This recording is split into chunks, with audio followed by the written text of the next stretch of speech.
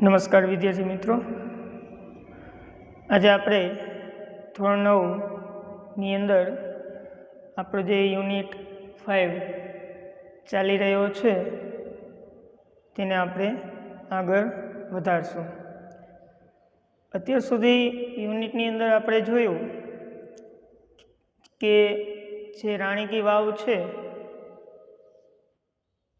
એ વિશ્વ વિરાસત જગ્યા તરીકે મંજૂર થયેલી છે, જે યુનેસ્કોની વર્લ્ડ હેરિટેજ કમિટી છે, વિશ્વ વિરાસત સમિતિ, એમના દ્વારા એમને મંજૂરી આપેલી છે. આગળ જોઈએ તો શા માટે એને એવું કરેલું? તો જે એક કમિટી હતી એ કમિટીના સભ્ય દ્વારા આ એક જે આપણું સ્થાપત્ય છે રાણી કી વાવ, તેને અદ્ભુત એક ઉત્કૃષ્ટ કહેવું હોય તો ઉત્કૃષ્ટ એવું નમૂનો કીધો છે. શેનો? તો પાણીની વ્યવસ્થાપનનો, પદ્ધતિનો, સાથે સાથે એક વિશાળ ખંડને નાના ખંડોમાં વિભાજિત કરીને ભૂગર્ભ જળ સંસાધન છે એનું એક સારું એવું ઉદાહરણ છે. આ સિવાય ગુજરાતની અંદર જે જોવાલાયક સ્થળો છે એમાંનું એક જો જોવાલાયક સ્થળ હોય તો તે રાણી કી વાવ છે. સાથે સાથે રાણી કી વાવની અંદર રહેલી જુદી જુદી શિલ્પાકૃતિઓ, પથ્થરોમાંથી બનાવેલી મૂર્તિઓ, તે ત્યાંનું ખૂબ જ મહત્ત્વનું આકર્ષણ રહેલું છે. આ સિવાય જેની દિવાલો છે એ દિવાલો સાથે જે સ્તંભો રહેલા છે, નાના નાના પેવિલિયન મંડપો છે, આ બધી જ બાબતની અંદર જે કોતરણી કામ છે એ પણ ખૂબ જ અદ્ભુત છે. એની વિશાળતા પણ એટલી બધી છે. આ સિવાય વિશ્વની અંદર ખૂબ જ પ્રસિદ્ધ પણ છે. આ નાની નાની બાબત આપણે અગાઉ યુનિટ 5ના પાર્ટ 1ની અંદર જોઈ હતી. આ ઉપરાંત કે રાણી કી વાવ છે એ જે સોલંકી વંશના રાજા ભીમદેવ પહેલા હતા, એમની વિધવા પત્ની ઉદયમતીએ આ બાંધકામની શરૂઆત કરી હતી. સૌપ્રથમ ભીમદેવે કરી હતી, ત્યાર પછી એનું મૃત્યુ થયા પછી ઉદયમતી કાર્ય સ્વીકાર્યું. અને શા માટે એવું કર્યું રાણી કી વાવ બાંધવાનું કામ? તો જે તે સમયે જે અણહિલવાડ પાટણ છે એ અણહિલવાડ પાટણના જે લોકો હતા તેઓ પાણીની અછતથી ઝઝૂમી રહ્યા હતા.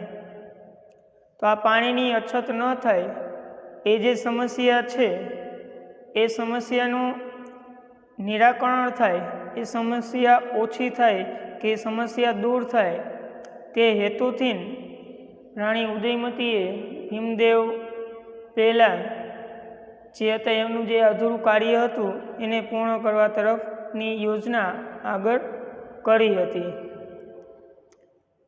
પણ કમનસીબ એવા હતા કે રાણી ઉદયમતી પણ આ સ્થાપત્યની રચના પૂર્ણ થાય એ પહેલાં એમનું પણ મૃત્યુ થાય છે. એટલે આ રીતના આપણે જોયું હતું. ત્યાર પછી ત્યાંની જે વિશેષતાઓ છે એની અંદર આપણે નજર ફેરવતા હતા તો મોટા ભાગે આપણે એ જોયું હતું કે વાવ છે એ સંપૂર્ણપણે ભગવાન વિષ્ણુને સમર્પિત છે.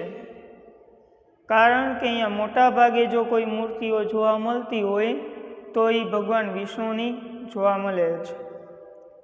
એટલે આપણે એવું કહી શકીએ કે રાણી કી વાવ છે તે સંપૂર્ણપણે ભગવાન વિષ્ણુને સમર્પિત છે.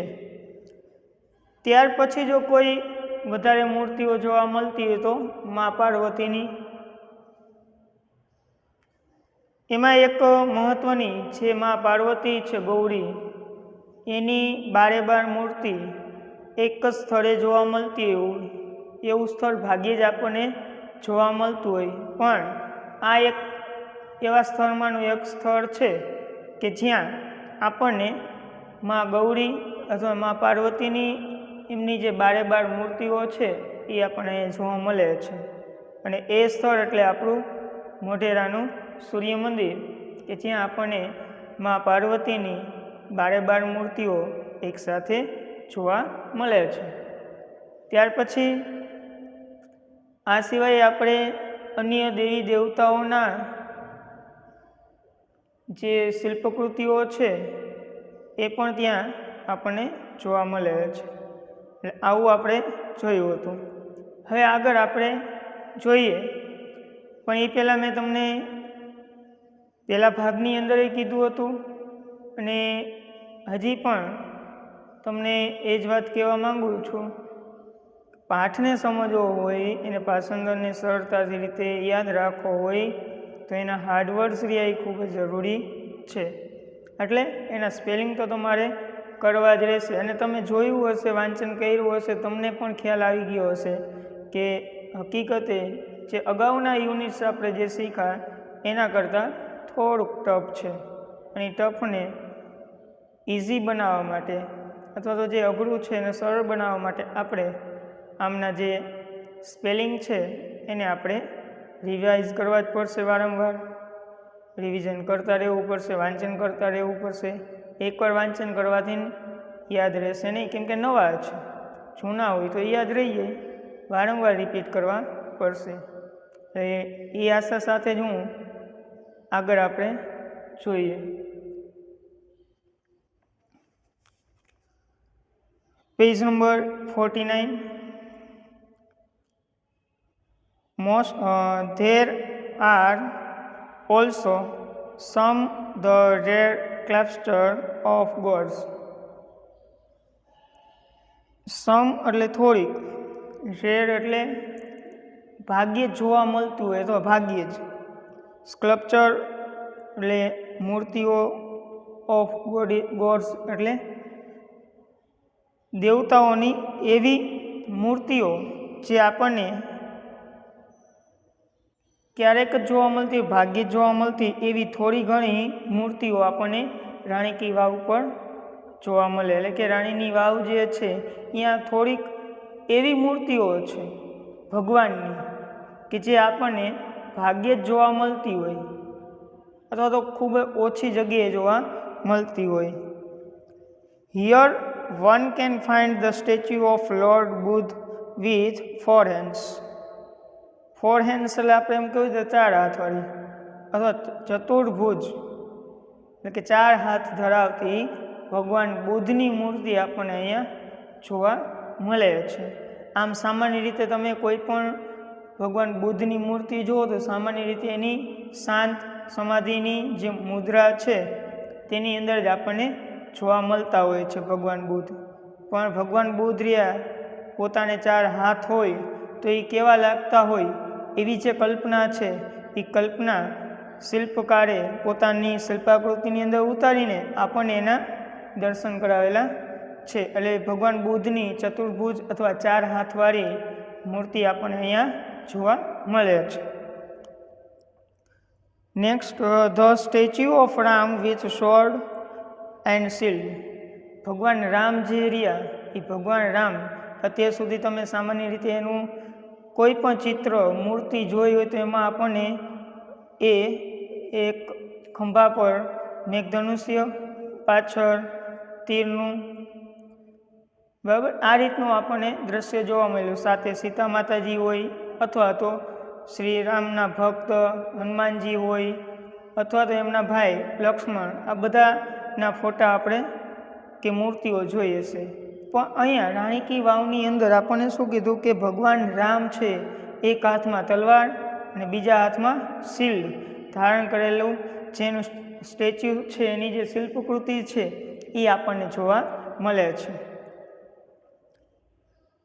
The statue of sun in form of તપસ્વી, તપસ્વીના સ્વરૂપમાં સૂર્ય આપણને સૂર્ય દેવતા છે એ આપણને તપસ્વી સ્વરૂપે ત્યાં જોવા મળે છે, એટલે તપ કરતા હોય ધ્યાન ધરતા હોય એ સ્વરૂપે. The statue of Shiva with beads in his hand, ભગવાન શિવ છે પોતાની હાથમાં જે પારાઓ છે એની જે માળા છે એ ધારણ કરેલી આપણને એવું ચિત્ર જોઈએ. સામાન્ય રીતે આપણે ભગવાન શિવને મહાદેવને હાથમાં ત્રિશૂલ ધારણ કરેલા જોવા મળતા હોઈએ છે, પણ અહીંયા હાથની અંદર એક માળા પારાની બનેલી એ આપણે જોવા મળશે. And the statue of Parshuram with soft and gentle expression rather having hard and stern look, સામાન્ય રીતે ભગવાન પરશુરામ છે એ આમ ક્રોધિત હોય એવો જ એના ચહેરાનો ભાવ જોવા મળતો હોય. કોઈ પણ તમે એનું ચિત્ર જુઓ કે શિલ્પાકૃતિ જુઓ તો એ આમ કઠોર, એટલા બધા કઠિન કે કઠોર, અને એના ચહેરા ઉપર હાવભાવ જેવો હોય કે આપણી સામે આમ લડતા હોય એવા ભાવ કરતાં એનાથી વિપરીત ભાવમાં શાંત અને એકદમ સૌમ્ય ભાવમાં ખુશી આનંદના મિજાજની અંદર ત્યાં આપણને એક પરશુરામની શિલ્પાકૃતિ જોવા મળશે. એટલે જ અહીંયા આપણે એ કીધું કે અહીંયા જે અમુક કૃતિઓ જોવા મળે થોડીક ભાગ્યે જ જોવા મળતી હોય, આમ જ ક્યાંય આપણને જોવા મળતી ન હોય, એટલે કંઈક વિરલ છે, કંઈક અલગ છે, અનોખી મૂર્તિઓ આપણને અહીંયા જોવા મળશે જે બીજે ક્યાંય આપણને જોવા મળતી નથી. આમ આગળ જોઈએ, some of the sculptures display contemporary lifestyle, folk tillage, animals and humans instinct એટલે સ્વભાવ. કોનો? તો એનિમલ્સ એન્ડ હ્યુમન્સ, પ્રાણીઓ અને પુરુષોનો સ્વભાવ, આમ કહેવા જાય તો સજીવોનો સ્વભાવ. ડિસ્પ્લે એટલે શું? પ્રદર્શિત કરવું, દર્શાવવું, રજૂ કરવું. કન્ટેમ્પરરી એટલે જે તે સમયનું, તો સમકાલીન પણ એને કહી શકાય. તો અહીંયા જે મૂર્તિઓ રહેલી છે રાણી કી વાવની અંદર, તે મૂર્તિઓ જે તે સમયનું ત્યાંનું લાઇફસ્ટાઇલ, લોકોની જીવનશૈલી, ફોલ્ક ટલેજ ત્યાંની લોકકથાઓ અને પ્રાણીઓના અને માણસના સ્વભાવરિયા પ્રદર્શિત કરે છે કે એ સમયે કેવા માણસો હશે, ત્યારે કેવી લોકકથાઓ હશે, ત્યારે કેવી માન્યતા ધરાવતા હશે, ત્યારે લોકો પોતાનું જીવન કઈ રીતના જીવી રહ્યા હશે. આ બધી બાબત આપણે જે તે સમયની જે મૂર્તિઓ છે એના ઉપરથી આપણે અનુમાન કરી શકીએ કે આવું છે, તો એનો અર્થ કે આ સમયે લોકો આવા વિચાર ધરાવતા હશે. They reveal artistic vision, unique imagination of the sculptures, જે શિલ્પીઓ છે એટલે જે આ મૂર્તિઓ બનાવનારાઓ છે, આ મૂર્તિ જે છે એને જે બનાવનારાઓ છે એની જે કલ્પના શક્તિ છે અને એની જે વિચારવાની શક્તિ છે એને પ્રદર્શિત કરે છે. કેમ કે એ મૂર્તિ બનાવતી વખતે પહેલાં તો મૂર્તિ આપણા મનની અંદર બને, જે બનાવનારો છે કે મારે આવું બનાવવું છે તો પહેલાં મનની અંદર બને, એનો જે એની પાછળનો વિચાર છે, એની જે કલ્પના શક્તિ છે એ કલ્પના શક્તિ પ્રદર્શિત કરે કે એ સમયે જે મૂર્તિ બનાવનારા હતા, શિલ્પાકૃતિ તૈયાર કરનારા શિલ્પીઓ જે છે એ કેવા વિચાર શક્તિ ધરાવતા હશે. કેમ કે પહેલાં જે મૂર્તિ બનાવી છે એનો ખ્યાલ પોતાના મનની અંદર એની કલ્પનાથી એ પોતાના મનની અંદર એની આખી શિલ્પ પોતાના મનની અંદર બનાવી પછી એને પથ્થરમાં ટાંચણી એટલે સીણી અને હથોડી વડે એ બનાવવાનો પ્રયત્ન કરતા હોય છે. તો આ એ સમયના જે શિલ્પકારો છે એ શિલ્પકારોની વિઝન દ્રષ્ટિ કેવી હશે તે આપણને પ્રદર્શિત કરતી આ મૂર્તિઓ જોવા મળે છે.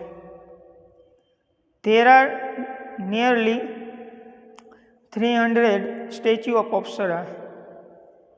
ત્યાં લગભગ અપ્સરાની 300 જેટલી મૂર્તિઓ જોવા મળે છે. અત્યાર સુધી દેવી દેવતાઓની જોવા મળી, અલગ અલગ બીજી જે ક્યાંય ન જોવા મળતી હોય એવી મળી. આ સિવાય અપ્સરાઓ જે છે એ અપ્સરાઓની મૂર્તિ પણ આપણને ત્યાં જોવા મળે અને તે લગભગ કેટલી છે? 300 જેટલી છે. The sculptures presented the vast range of emotions and the feelings on the face of the Apsara. Presented એટલે રજૂઆત કરી.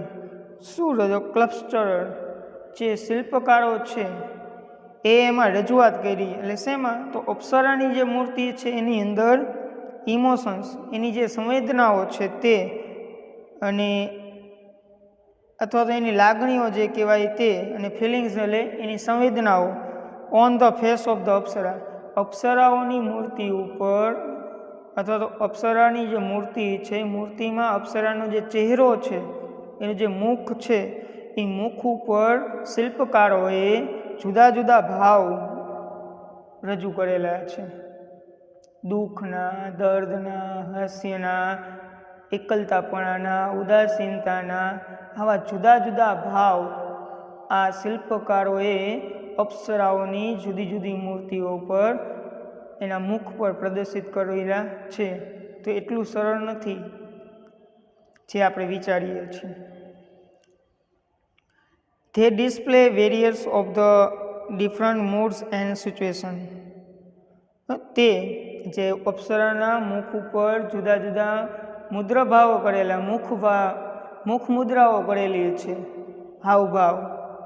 એ હાવભાવ ડિસ્પ્લે કરે એટલે પ્રદર્શિત કરે. શું?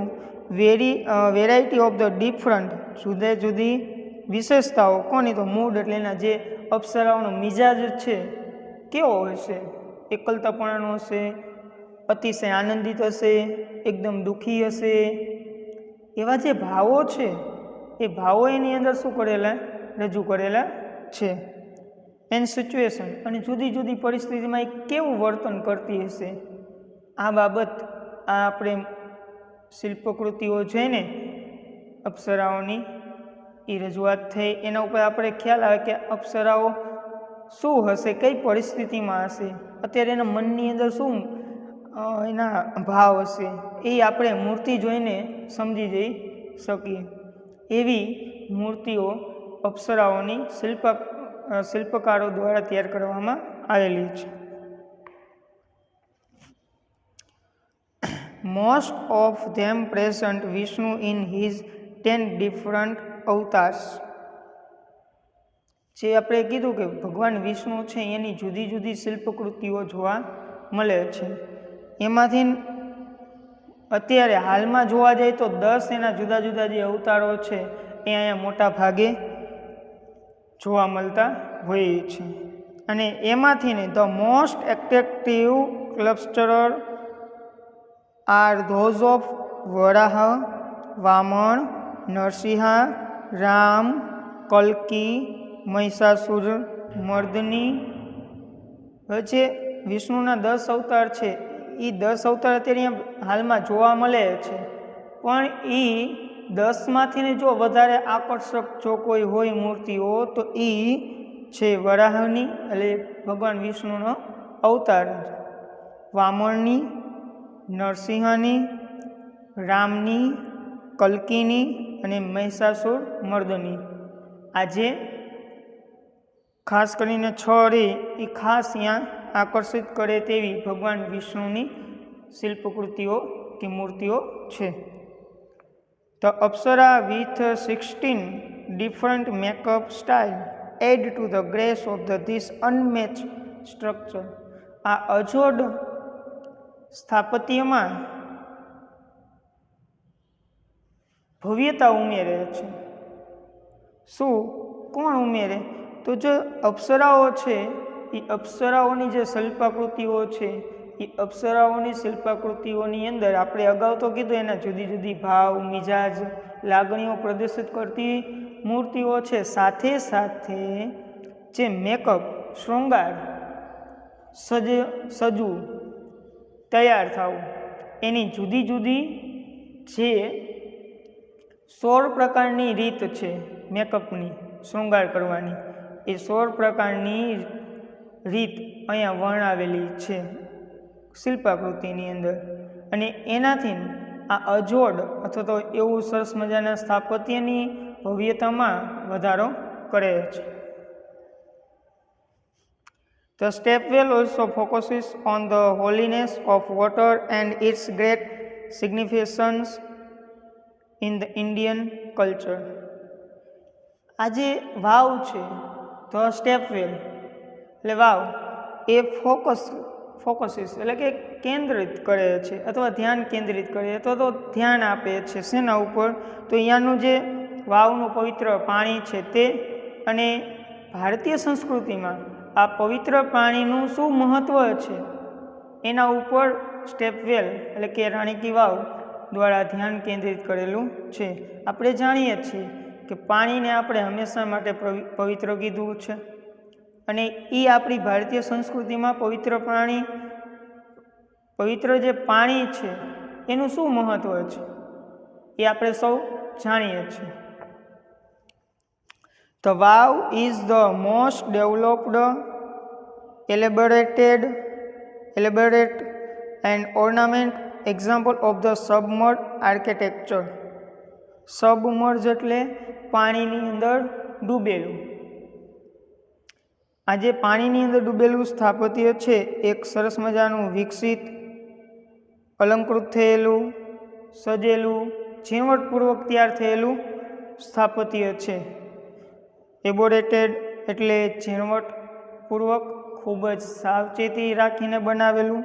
ડેવલપ એટલે વિકસિત, અને ઓર્નામેન્ટલ અલંકૃત થયેલું, આભૂષણથી શણગારેલું અને ઝીણવટપૂર્વક બનાવેલું પાણીની નીચે ડૂબેલાનું આ એક શ્રેષ્ઠ સ્થાપત્ય છે.